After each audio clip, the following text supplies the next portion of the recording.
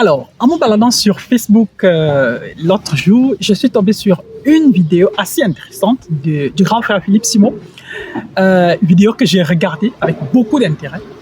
Et dans cette vidéo-là, il abordait la thématique de la diaspora camerounaise et surtout pourquoi est-ce que les Africains quittent leur continent, quittent leur pays et pourquoi surtout les Africains ne veulent pas rentrer, ont du mal à rentrer et pire encore, n'aident pas à ce que leurs enfants nés dans la diaspora puissent rentrer dans leur pays.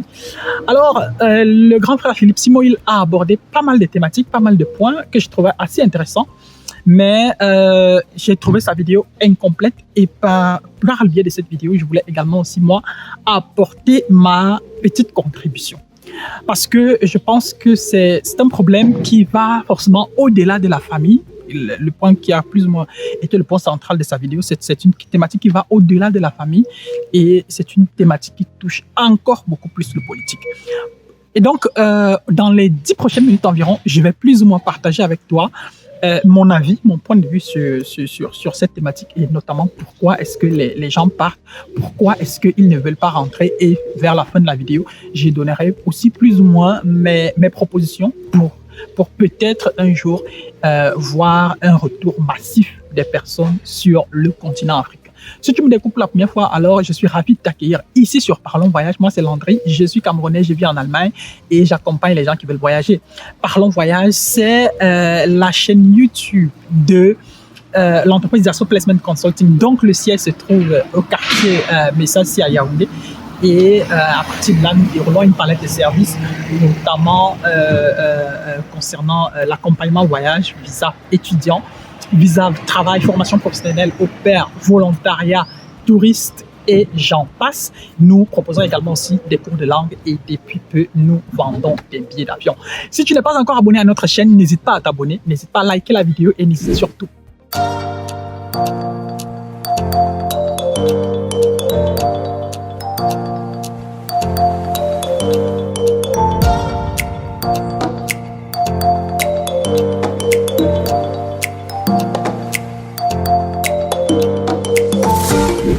Alors, pour ma part, je ne justifie pas l'attitude des Africains de la diaspora.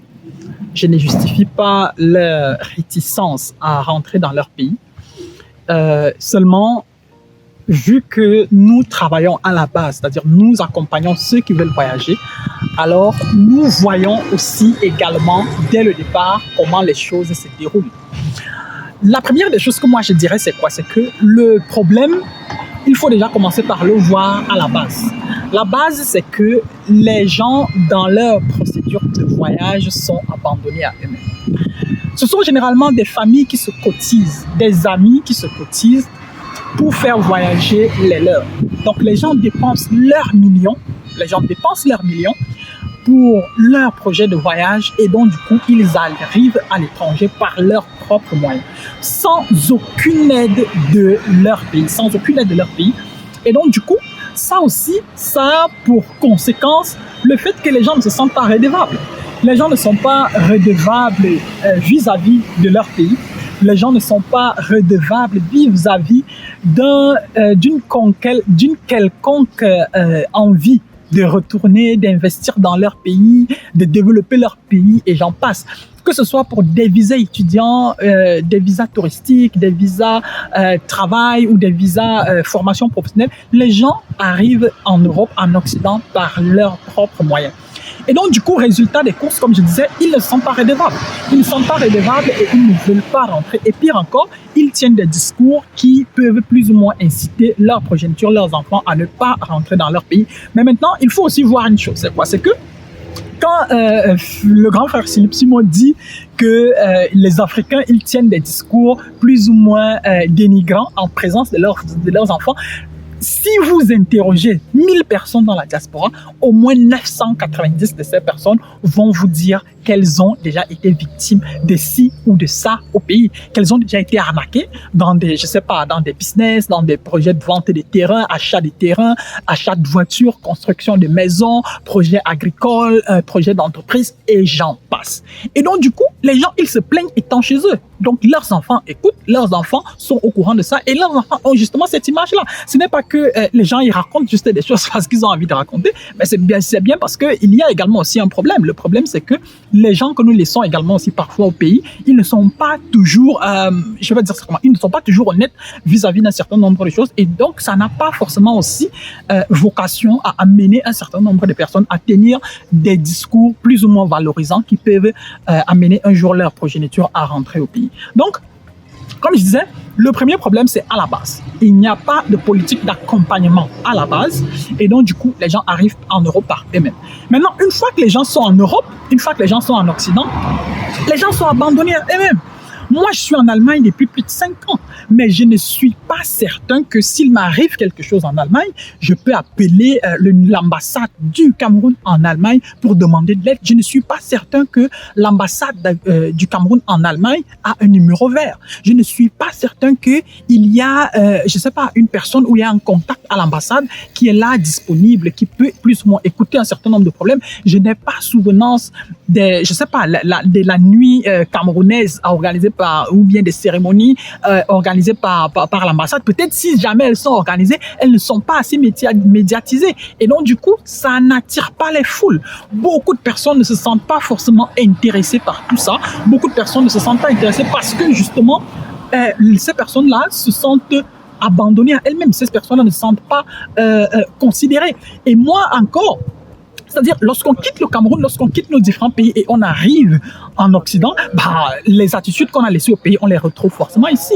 Moi, je me rappelle, encore il y a de cela quelques mois, quand je partais refaire mon passeport à Bruxelles, je suis arrivé à l'ambassade du Cameroun à Bruxelles. Nous, on était là en rang, mais il y a des personnes qui sont arrivées après moi et qui ont été servies avant moi, tout simplement parce qu'ils connaissent quelqu'un à l'intérieur. Maintenant, quand on vit tout ça, on se dit, bah, au final, le Camerounais, il ne va jamais changer. Et quand je parle comme ça du Cameroun, je peux parler forcément des autres pays africains. Donc, il y a ce laisser-aller là où les gens, lorsqu'ils sont dans la diaspora, ils sont abandonnés à eux-mêmes. Et donc, du coup, ils n'ont aucun soutien logistique, financier, accompagnement même, que ce soit social, financier, ils n'ont aucun soutien de leurs différents États. Je ne sais pas s'il y a des programmes, si jamais il y en a, ils ne sont pas assez médiatisés. Et donc, du coup, tout ça n'a pas vocation à aider. Et maintenant, s'il faut parler des politiques du retour, beaucoup de personnes veulent bien rentrer. Beaucoup de personnes veulent bien rentrer. Moi, je suis encore étudiant et je sais que si un jour on me propose un poste où je ne sais pas trop, je pourrais peut-être réfléchir à 2 fois ou à 3 fois pour dire que bon voilà, je voudrais peut-être rentrer ou pas. Mais maintenant, est-ce que je vais juste me lever comme ça aujourd'hui, je vais dire que je vais rentrer, ou bien est-ce que moi peut-être demain ou après-demain, je déciderai d'envoyer mon enfant au Cameroun ou je sais pas trop. Peut-être c'est possible, peut-être c'est possible. Mais je dis encore que ça va au-delà de la simple personne, ça va au-delà de la famille et c'est une question de véritable politique. C'est un problème de vision, c'est un problème d'idéologie et c'est un problème de perspective.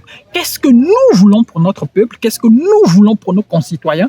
Et à partir du moment où nous aurons des politiques qui vont mettre au centre leurs citoyens, leur population, alors à partir de ce moment-là, vous verrez certainement du changement.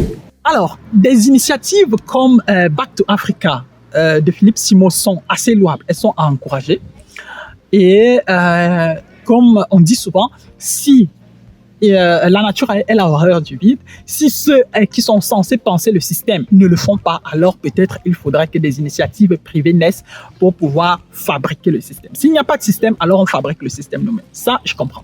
Mais quoi qu'on en dise, si Philippe Simo peut organiser un événement comme Back to Africa et drainer la foule qu'il draine, j'imagine ce que ça peut faire si c'est par exemple un gouvernement, 2 gouvernements, 3 gouvernements africains qui s'associent et qui décident eux aussi à leur niveau de mettre sur pied des initiatives, des politiques pour pouvoir pour amener le maximum de personnes possibles à rentrer dans leur pays.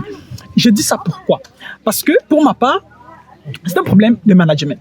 la diaspora se manage, la diaspora se pense. Il faut véritablement qu'on ait des politiques visant qui ne concernent que la diaspora. Il faut que dans nos différents ministères des Relations extérieures, qu'il y ait des bureaux de la diaspora. Et quand je parle des bureaux de la diaspora ne se pense pas seulement à partir du moment où les gens sont arrivés. Il faut qu'on coordonne et qu'on accompagne les gens à partir du moment où ils sont encore dans leur propre pays pour que les gens se sentent valorisés. Seulement, on ne va pas forcément dire qu'on va se concentrer sur la diaspora si on ne se concentre pas sur les populations, parce que ceux qui vont faire partie de la diaspora demain ont d'abord été des concitoyens, ont d'abord été des personnes qui sont nées là, qui ont grandi là et qui sont allées à l'école là, qui ont parfois même vécu une bonne partie de leur vie là sur place. Donc, au-delà de la diaspora, nous avons un sérieux problème de politique. Et moi, je dis que ce que la diaspora vit plus ou moins aujourd'hui, c'est plus ou moins aussi l'une des conséquences de notre propre laxisme. C'est plus ou moins l'une des conséquences de notre manque d'engagement véritable dans les processus politiques. C'est l'abandon que les populations ont plus ou moins laissé, c'est le manque de confiance, le manque d'intérêt que nous affichons vis-à-vis des questions politiques. Parce que, disons-le, nous sommes là en plein dans une question de système. J'aimerais bien que Kylian Mbappé joue pour le Cameroun. J'aurais aimé qu'il joue pour le Cameroun. J'aurais aimé que Brel Embolo joue pour le Cameroun et qu'il ne marque pas contre nous à la Coupe du Monde. J'aimerais bien que Moukoko, peut-être s'il a encore la possibilité de changer de décision, qu'il rejoigne le Cameroun. J'aimerais bien que les prochains gros talents, les prochaines stars, que ce soit dans le football ou dans je ne sais quoi, choisissent leur pays de naissance, leur pays d'origine et non leur pays de naissance. J'aimerais bien que toutes les personnes, tous les intellectuels africains qui décident de venir en Europe étudier ou travailler, pensent un jour à rentrer dans leur pays. Seulement, ça c'est tout ce que j'aimerais. Maintenant, la question qu'on va se poser, c'est ces gens vont rentrer pour faire quoi concrètement? Tout le monde ne va pas rentrer pour investir dans l'immobilier. Je dis bien, tout le monde ne va pas rentrer pour investir dans l'immobilier. Il y a beaucoup d'Africains dans la diaspora qui sont des professeurs dans des universités, qui sont des enseignants de ci, qui ont appris ci et qui ont appris ça. Tout ce monde-là ne veut pas forcément ne veut pas entrer dans l'entrepreneuriat. Et il y en a qui veulent rentrer et enseigner pour faire bénéficier, pour faire partager leur expertise. Et il y en a qui veulent rentrer et peut-être même créer des entreprises. S'il faut parler même de la création des entreprises, nous avons une entreprise au Cameroun. Mais qu'est-ce qu'on n'a pas vu jusqu'ici? On en a déjà bavé. Et nous ne sommes même pas à 2 années d'existence officielle. Qu'est-ce qu'on n'a pas encore vu? Que ce soit au niveau du fisc, que ce soit au niveau même de la création d'entreprises, au niveau de la mairie, au niveau des impôts. Qu'est-ce qu'on n'a pas vu? Même au niveau même de la location. Qu'est-ce qu'on n'a pas vu? Est-ce que nous avons un environnement propice qui accueille les gens? Au-delà même du cadre qui peut plus ou moins attirer les uns et les autres à rentrer, il faut se poser toutes les autres questions. Au Cameroun aujourd'hui, il est tellement facile de mourir. Et donc, quand on voit que quelqu'un d'aussi connu que par exemple comme Gabriel Nandjip, il prend sa voiture pour rentrer chez lui à Douala et puis il n'arrive jamais, il rentre plutôt dans un cercueil. Nous-mêmes aussi dans la diaspora, on en vient à se poser des questions. C'est-à-dire, moi aujourd'hui, j'ai plus peur de la route du Cameroun que d'être empoisonné au Cameroun parce que je sais que la probabilité que quelque chose m'arrive sur la route, elle est extrêmement élevée au Cameroun parce que les routes sont extrêmement mauvaises. Le système, il est tellement pourri que s'il y a 1000 personnes qui ont le permis au Cameroun, je ne suis pas certain que 300 de ces personnes-là méritent vraiment d'avoir ce permis-là. Et donc, du coup, le problème, il est beaucoup plus profond. Le problème, il est beaucoup plus englobant. Le problème, pour ma part, c'est un véritable problème de politique, d'orientation et de vision. Qu'est-ce que nous voulons pour notre population? Qu'est-ce que nous voulons pour notre pays? À partir de ce moment-là, les gens partiront à l'étranger et voudront rentrer. Pourquoi est-ce que les Chinois, quand ils finissent en Europe, ils rentrent chez eux? Pourquoi est-ce que les Japonais rentrent? Pourquoi est-ce que les Sud-Coréens rentrent? Pourquoi est-ce que les Indiens rentrent? Les gars, ils rentrent parce que le système, il est là. Qu'est-ce qui nous empêche de nous asseoir et de voir ce que les autres ont fait avant de dire que nous allons créer quelque chose? Copions d'abord ce qui existe. Ça a déjà été fait ailleurs. Copions, inspirons-nous de ce que les autres ont fait. Et à partir de là, nous pouvons forcément, une fois que nous l'avons copié chez nous, on va voir les limites. Et à partir de là, on peut facilement adapter un certain nombre de choses. Donc, vraiment, pour ma part, je pense que c'est un problème de politique. Et et pour pouvoir véritablement le résoudre, il faut qu'on résolve il faut vraiment qu'on s'intéresse aux questions politiques. Maintenant, quand je parle de questions politiques, je parle aussi des questions d'alternance au pouvoir. Je parle de tout ce qui va avec. Voilà, j'espère que tu as regardé la vidéo. C'était plus ou moins ma contribution par rapport à cette thématique que j'ai trouvé assez intéressante et qui touche plus ou moins aussi notre ligne éditoriale. Tu peux également aussi partager avec nous en commentaire, selon toi, le problème de la diaspora. Pourquoi est-ce qu'elle ne rentre pas? Pourquoi est-ce que les gens se sentent de moins en moins redevables envers leur pays? Et nous serons ravis